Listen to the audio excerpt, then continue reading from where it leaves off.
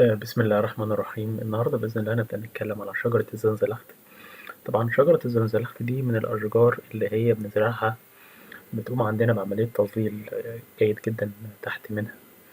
الأشجار دي سهلة جدا في زراعتها، بتتحمل عندنا الجفاف وبتتحمل الملوحة. طبعا احنا عارفين أغلب المناطق عندنا في الوطن العربي يعني فيها قلة مية، وفي برضك المياه الحفيظية بتكون عالية. بتتزرع عندنا بطريقتين، ممكن تتزرع بالبذور أو بالعقل. طبعا البذور بتكون أسهل لأن البذور في أي وقت في السنة، العقل عندنا بتكون في الربيع بس.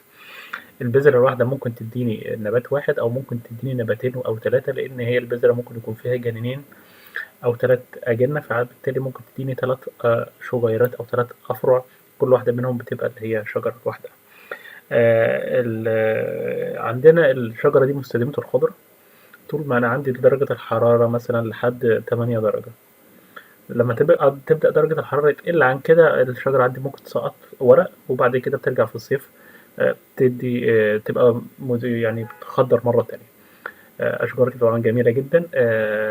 هي شبه الشجرة بتاعت النيم في الأوراق بتاعتها، في ناس بتتلخبط ما بينها، بس هي دي شجرة الزنزلخت، مش اللي هي مش شجرة النيم.